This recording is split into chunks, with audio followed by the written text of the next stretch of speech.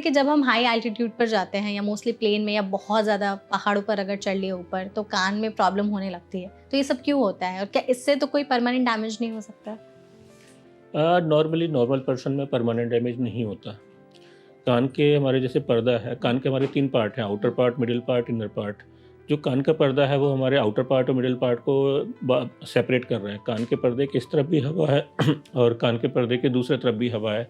तो जब हम हाई एल्टीट्यूड पे जाते हैं और हमारे बाहर का एनवायरनमेंट का, जैसे हम बोलते हैं ऑक्सीजन लेवल कम है, वैसे ही एटमॉस्फेरिक प्रेशर भी कम हो रहा होता है। ओके। जिसकी वजह से कान के पर्दे के पीछे एक नेगेटिव प्रेशर बनता है, कान का पर्दा अंदर खिंचता है और हमें लगता है कि कान हमारा खुल रहा है, बंद हो रहा है। उसमें हम सिंपली थोड़ा सा एक्सरसाइज कर लेते हैं, थोड़ा सा नाक बंद करके मुंह को फुला लेते हैं, थोड़ा सा हम च्युइंगम वगैरह यूज़ कर लेते हैं, कुछ सॉलो कर लेते हैं, पानी कर लेते हैं। हवा कान के पर्दे के पीछे चली जाती है और हम नॉर्मल हो जाते हैं। अगर किसी को नाक की प्रॉब्लम है और नाक और कान के बीच की ट्यूब, जिसको स्टिकन ट्यूब बोलते हैं, उसकी प्रॉब्लम है, तो इन लोगों को कान में दर्द भी ज़्यादा होता है, कान में ब्लॉकेज भी लंबे टाइम तक रहता है। एयर ट्रैवल के टाइम अगर अंदर ज़्यादा डैमेज हुआ, जैसे हमारी राउंड विंडो है, यदि वो मेम्ब्रेन रप्चर हो गई तो फिर हियरिंग लॉस हो सकता है और सीवियर वर्टाइगो हो सकता है। नॉर्मली ये चीज़ें नहीं होती हैं। बट रेयर केसेस में ऐसा हो सकता है। हाँ, और जब भी हमें सर्दी जुकाम है, गला खराब है, अपर रेस्पिरेटरी ट्रैक्ट इन्फेक्शन है, हमें थोड़ा सा हाई एल्टीट्यूड पे नहीं जाना चाहिए, एयर ट्रैवल नहीं करना चाहिए। हमें मेडिसिन यदि बहुत ज़रूरी है तो मेडिसिन के साथ, प्रिकॉशंस के साथ करना चाहिए। डॉक्टर्स बता देते हैं कि क्या क्या प्रॉब्लम्स हो सकती हैं और फिर क्या करना है उसका सॉल्यूशन। ओके डॉक्टर, तो ऐसा भी होता है क्या कि स्नोरिंग की वजह से भी जो लोग, ऐसा बोला जाता है कि जो ज़्यादा खर्राटे लेते हैं उन्हें कानों से जुड़ी कोई दिक्कत हो सकती है? हाँ, हमारे नाक के पीछे वाले पार्ट से ही जो ट्यूब है वो कानों तक जाती है, तो स्नोरिंग से कुछ कुछ केसेस में कानों की प्रॉब्लम हो सकती है। तो क्या क्या सिम्टम्स हमें अवॉइड करना चाहिए? जैसे बहुत ज़्यादा लोग बहुत तेज़-तेज़ खर्राटे लेते हैं, अलग-अलग टाइप के खर्राटे लेते हैं, तो हम कैसे आइडेंटिफ़ाई करें इसको कि इन्हें कोई कान की दिक्कत हो सकती है? वो दिखा के ही कर सकते हैं, वो ना एक ईएनटी स्पेशलिस्ट देख के ही बता सकता है कि स्नोरिंग का हेल्थ पे इफेक्ट पड़ रहा है या नहीं पड़ रहा है। नहीं पड़ा, ओके। तो जैसे अगर वो किसी पार्टनर के साथ अपने सो रहे हैं, तो उनके पार्टनर को आप अगर कुछ बताना चाहें कि अगर इस टाइप के थोड़े से अलग, जैसे यूजुअली लोग कई बार थके ज़्यादा रहते हैं तो कहते हैं कि उनका नाक बज रहा है या खर्राटे ले रहे हैं, लेकिन अगर डेली ही ये प्रॉब्लम हो रही है तो फिर उन्हें ईएनटी स्पेशलिस्ट के पास जाना चाहिए। तो एक बार अगर आप उन्हें कुछ बताना चाहें तो? ये भी एक मिथ है कि हम अच्छा। थके हुए ज़्यादा हैं तो में स्नोरिंग ज़्यादा होगी। अच्छा, ये मिथ है? बचपन से लोग जनरल बोलते आ रहे हैं कि ज़्यादा थक हाँ, गए इसी वज़ह से खर्राटे ले रहे एक्चुअली हैं। ज़्यादा थके हुए हैं तो नींद जल्दी आ जाती है। जितने जल्दी नींद आएगी उतने जल्दी हम गहरी नींद में जा पाएंगे। जैसे बेसिकली हमारे ना सोने के 2 पार्ट हैं। हम मेडिकल लैंग्वेज तो बोल देते हैं रैम स्लीप और नॉन रैम स्लीप। बेसिकली समझने की बात है, जो रैम वाला पार्ट है या जो गहरी नींद वाला पार्ट है उसी में हमें सपने आते हैं। उस वाले पार्ट में हमारे बॉडी के सारे मसल्स रिलैक्स हो जाते हैं। अब अगर सारे मसल्स रिलैक्स हो गए हैं, माइंड रिलैक्स हो गया है, मसल्स के रिलैक्स होने से अगर सांस का रास्ता रुक रहा है, तो जो खर्राटे बीच बीच में बंद हो जाते हैं कुछ सेकंड्स के लिए, वो खतरनाक है। कि आदमी खर्राटे ले रहा है, फिर खर्राटे रुक गए, फिर एकदम से शरीर में कुछ हलचल हुई, फिर खर्राटे चालू हो गए। और ये जब चीज़ बार बार हो रही होती है, जो आपकी आवाज़, ये साउंड जो खर्राटे का है बीच बीच में रुक रहा है, दैट मीन्स कि ऑक्सीजन का लेवल बॉडी में बीच बीच में कम हो रहा है। तो ये पूरी बॉडी को इफेक्ट करेगा, हार्ट को अफेक्ट करेगा।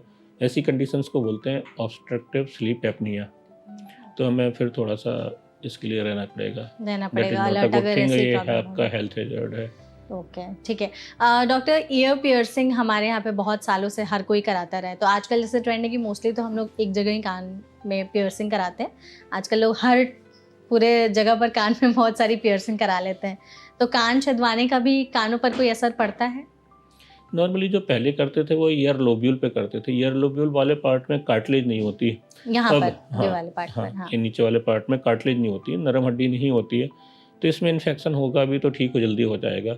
जैसे जैसे हम ऊपर की तरफ जो पियर्सिंग कराते हैं वहाँ कार्टिलेज है, और वहाँ पे अगर इन्फेक्शन हुआ, जैसे लोग कहते हैं कि मेरे को तो नीचे भी इन्फेक्शन हुआ था, कुछ दिन पस आई थी, थोड़ा सा पेन हुआ था और 4-5 दिन में ठीक हो गया था। लेकिन अगर ऊपर वाले पार्ट में पस रहेगी और कंटिन्यूस रहेगा तो इन्फेक्शन कार्टिलेज में जा सकता है। कार्टिलेज में चला गया इन्फेक्शन तो दैट विल टेक मंथ्स, और हाँ, डिफॉर्मिटी होती है।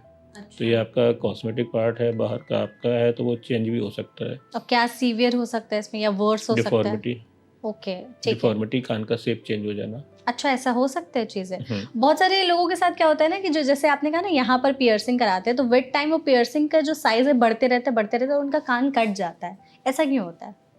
इतना बड़ा बेसिकली वेट की वजह से है, वो तो जितना वेट होगा उतना जल्दी वो कटता जाएगा कटता स्किन। जाएगा। वो तो सॉफ्ट पार्ट है बॉडी का। ओके, तो मेटल का भी कोई रोल होता है कि हमें, जैसे कहा जाता है कि अगर आप सोना या चांदी पहनते हैं तो वो आपके कान के लिए ज़्यादा अच्छा है, और जो बाकी मेटल्स होते हैं वो पहनो तो खराब हो सकता है कान, ऐसा भी कुछ है? वो आपको पहन के समझ में आ जाता है। ओके। बेसिकली ना मेटल्स के लिए भी एलर्जी होती है। हाँ। आपने देखा होगा कुछ फ्रेंड्स आपके हैं जो केवल गोल्ड के अलावा कुछ भी नहीं पहन पहन पाते हैं, क्योंकि स्किन में एलर्जी हो जाती है। तो वो आपको पहनने से समझ में आ जाएगी, अदरवाइज कोई डिफरेंस नहीं है। अच्छा, उसमें कोई डिफरेंस नहीं है वैसे। तो जो लोग यहाँ ऊपर कान छिदवाते हैं, आप उनको एडवाइस देंगे कि छिदवाओ या ना, पियर्सिंग करवानी चाहिए नहीं? नहीं, मेरे ख्याल से तो पियर्सिंग नहीं करवाना चाहिए, लेकिन वो पर्सनल मैटर है करवाना या नहीं कराना। लेकिन हाँ, ऊपर वाले पार्ट में कराओगे तो ये ध्यान रखना है कि अगर ऊपर वाले पार्ट में इन्फेक्शन होगा तो वो परमानेंट डिफॉर्मिटी की तरफ जा सकता है। इन्फेक्शन हुआ तो आपको तुरंत ही ध्यान देना है, ट्रीटमेंट लेना है। ओके, और जैसे नॉर्मल भी जब भी हम पियर्सिंग कराते हैं तो कान में थोड़ा सा तो प्रॉब्लम होती ही है, कुछ दिनों तक वो उसमें दिक्कतें होती हैं जैसे, और फिर कुछ वो जम भी जाता है आई गेस। तो ऐसा क्यों होता है? और कहा जाता है कि अगर आप ठंड के मौसम में कान में पियर्सिंग कराते हैं तो ज़्यादा बेटर होता है, तो कुछ इसका सीज़न का भी रोल है कुछ? बेसिकली ऐसा होता है कि कई बार ना हवा की हम सोच लेते हैं कि इस हवा में इन्फेक्शन नहीं होगा और उस हवा में इन्फेक्शन होगा। जनरली हम आई स्पेशलिस्ट को देखें तो वो बोलते हैं कि हमारा एक कैटरेक्ट सीजन है, कि इस समय इन्फेक्शन कम होते तो लोग आई का ऑपरेशन ज़्यादा कराते हैं।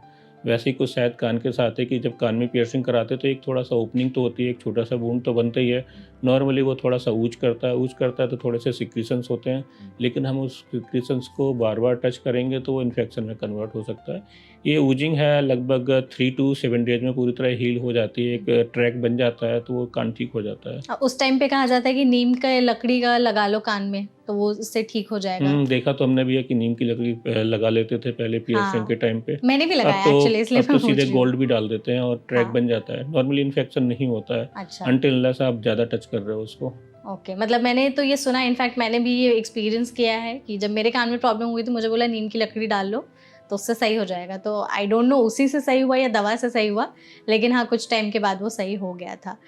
डॉक्टर, यहाँ पर ना जैसे हम लोग ईयर इन्फेक्शंस की बात करते हैं तो बच्चों में काफ़ी कॉमन होता है ये ईयर इन्फेक्शंस, तो उनके सिम्टम्स को हम कैसे पहचानें और उनको कैसे हम ट्रीट कर सकते हैं? बहुत सारे लोग तमाम घरेलू नुस्खे भी अपनाते हैं, तो कोई ऐसा घरेलू नुस्खा जो आप मना करना चाहेंगे कि ये मत करो, इससे चीज़ें और वर्स हो सकती हैं अगर ईयर इन्फेक्शन हुआ है तो? हाँ, बेसिकली जैसे बच्चा जब माँ की गोद से बाहर निकलता है 3 to 5 ईयर्स में, तो वो अपनी इम्यूनिटी भी डेवलप कर रहा होता है, बाहर के एनवायरनमेंट के लिए भी एडजस्ट कर रहा होता है।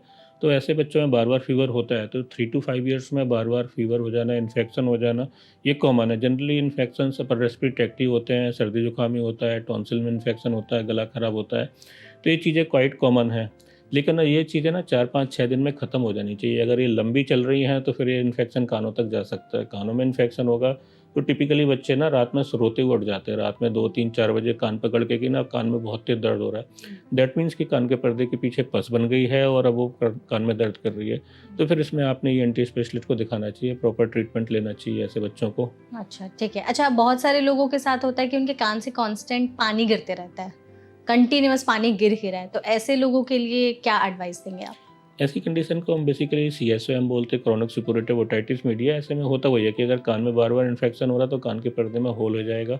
होल हो जाता है तो कान के पर्दे के पीछे की जो म्यूकोसा है और वहाँ हल्का फुल्का इन्फेक्शन भी है, तो या तो पस बनाएगी या फिर पानी है जो ऊज करता रहता है, बाहर बार बार आता रहता है। अच्छा, ठीक है। और तो टिनिटस के बारे में भी बताइए, वो क्या है, क्यों होता है, उसको कैसे ठीक किया जा सकता है? टिनिटस तो कान में किसी भी तरीके की आवाज़ है, हमें कई बार लगता है कि रसलिंग हो रही है, कई बार हो रहा है कि वाटरफॉल्स का है, कई बार हमें लगता है कि रिंगिंग नॉइज़ है। अलग अलग तरह के नॉइज़ हैं जो ईयर इन्फेक्शंस के साथ या साइनस प्रॉब्लम के साथ या हमारे हियरिंग लॉस के साथ हो सकती है।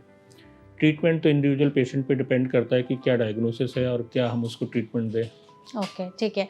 और क्या स्ट्रेस का भी हमारे कान पर कोई असर पड़ता है? जब हम बहुत ज़्यादा स्ट्रेस लेते हैं तो हियरिंग लॉस के चांसेस होते हैं? या हाँ, कह तो काफ़ी सकते हैं। गुस्सा भी करते हैं तो अगर जो लोग?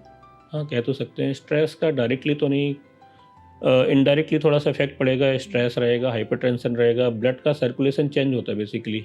इसमें अगर हमारे कॉकलिया जो इनर ईयर है उसमें अगर ब्लड का सर्कुलेशन इफेक्ट हो रहा है, जो कि होता है स्ट्रेस के टाइम पे, तो हियरिंग लॉस उससे होता है। अच्छा। और सेकेंडली स्ट्रेस की वजह से कई बार हमारी मसल स्पाज्म रहती हैं। मसल स्पाज्म में रहेंगी तो जो नॉइजेज है, जो आपने बोला टिनिटस, उसकी प्रॉब्लम हो सकती है। तो अच्छा। स्ट्रेस इफेक्ट करता है। और गुस्सा, जैसे बहुत ज़्यादा गुस्सा आता है, क्या उसके कानों पर कोई बस असर यही पड़ता सारे है? हैं, घूम फिर के ही होना है। स्ट्रेस है, गुस्सा है। मैकेनिज्म यही है जो कानों को इफेक्ट करेगी। ओके, ठीक है। डॉक्टर, हम लोग हर साल अपने अलग अलग मेडिकल हेल्थ चेकअप्स कराते रहते हैं, पूरी बॉडी के लिए, आंखों के लिए, हर बॉडी पार्ट के लिए, हार्ट वगैरह के लिए। कानों के लिए भी कोई टेस्ट होता है जो हमें हर साल कराते रहना चाहिए?